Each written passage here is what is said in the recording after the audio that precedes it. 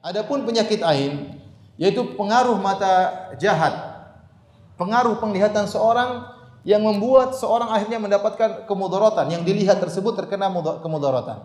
Dan penyakit ain bisa disebabkan karena hati yang hasad, dan bisa juga bukan karena hati yang hasad, tapi karena takjub, lupa untuk memuji Allah Subhanahu wa taala. Ya. Kebanyakan orang melakukan ain karena hasad. Namun terkadang ain itu bisa menimpa seorang meskipun dia tidak hasad, tapi dia lupa memuji Allah Subhanahu wa taala. Dan ain adalah benar. Kata Rasulullah SAW, al-ainu haqqun. Kemudaratan yang bisa ditimbulkan karena pandangan seorang itu benar. Walau kana syai'un sabaqal qadara sabaqathul ain. Kalau seandainya ada sesuatu yang bisa mendahului takdir, maka ain itulah yang bisa mendahului takdir. Tentunya tidak ada yang mendahului takdir. Seakan-akan ia mengatakan ain itu benar. Dan benar itu sangat benar. Sampai-sampai kalau seandainya ada yang bisa mendahului takdir, maka ain itulah. Tapi ternyata ain tidak bisa mendahului apa? Takdir. Tapi ain termasuk dari apa? Takdir. Ini ungkapan dari Nabi untuk menjelaskan ain itu benar. Ya, tidak diragukan lagi. Makanya Rasulullah SAW mengatakan, wa idza stuksiltum faghsilu. Kalau kalian diminta untuk mandi, maka mandilah. Hadis ini riwayat Imam Muslim. Kenapa? Karena di antara pengobatan penyakit ain bisa dengan ruqyah, bisa dengan memandikan orang yang terkena ain dari bekas mandi orang yang mengaini. Ada orang nih, dia si A lihat si B, kemudian si A dengan gara-gara melihat si B dengan pandangan tertentu, si B kemudian apa? Sakit. Maka si A diminta untuk mandi, maka dia harus mandi. Kata Rasulullah SAW, fa idza stuksiltum, kalau kalian diminta untuk mandi, faksilu, maka mandilah. Setelah mandi airnya dikumpulkan, dicurahkan kepada orang yang terkena penyakit ain tadi, maka insya Allah sembuh karena air ini bekas dari orang yang mengain dia. Di antaranya dalil dalam satu riwayat dari hadis riwayat Imam Malik dalam Muwatta Ibnu Hibban dan yang lainnya. Iktasala Sahal bin Hunayf bil Harrar.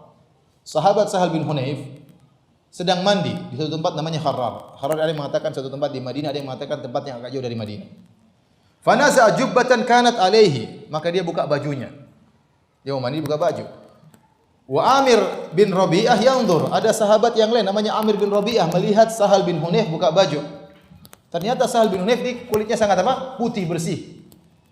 Ya, biasanya laki-laki kulitnya enggak apa? Enggak putih bersih ya. Biasanya ada panunya biasanya. Jadi kulit bersih, putih bersih dan indah.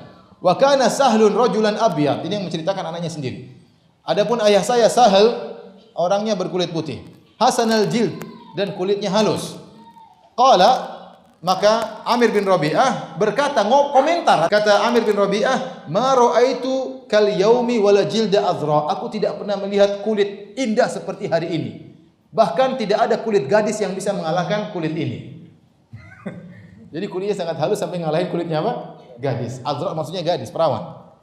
Fawuika sahlun maka langsung dia sakit tatkala itu. Gara-gara ngomong demikian, gara-gara Amir bin Rabi'ah muji tanpa memuji Sahal tanpa menyebut nama Allah Subhanahu wa taala. Fastadda waqquhu, maka dia semakin sakit, semakin parah sakitnya. Fa utiya Rasulullah sallallahu alaihi wasallam, maka Rasulullah SAW didatangi oleh orang, fa ukhbira, dan dikabarkan kepada Nabi bahwasanya Sahal sedang sakit dan dia tidak akan pergi bersama engkau wahai Rasulullah sallallahu alaihi wasallam. Maka Rasulullah SAW mendatangi Sahal yang sedang sakit. Maka fa akhbarahu Sahlun billadzi kana min sya'ni Amir bin Rabi'ah. Maka Sahal cerita, tadi saya sedang mau mandi, tiba-tiba si Amir muji saya, akhirnya saya sakit. Maka Rasulullah SAW berkata, "Alama yaqtulu ahadukum akhahu?" Kenapa sebagian kalian mencelakakan saudaranya? Karena pujian tadi tanpa memuji Allah, tanpa menyebut nama Allah itu mencelakakan saudaranya. Allah barakta, kenapa engkau tidak mendoakan keberkahan bagi Sahal wahai Amir? Innal aina haqqun, sungguhnya ain itu benar adanya. Tawaddu' lahu, kata Rasulullah, wahai Amir berwudulah untuk Sahal. Fatawaddu' lahu Amir bin Rabi'ah, maka Amir bin Rabi'ah berwudu.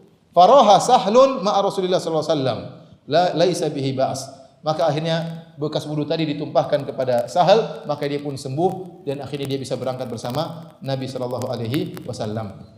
Dalam riwayat yang lain, fa amara Amiran an yatawaddaa, maka Rasulullah SAW merintahkan Amir untuk berwudu. Fa ghassala wajhahu wa yadayhi ila al-mirfiqaini, seperti wudu. Wa rukbatayhi, kemudian bukan cuma itu, bukan sekedar wudu, kemudian lututnya juga dicuci wa dakhilata izarahu, demikian juga bagian dalam sarungnya.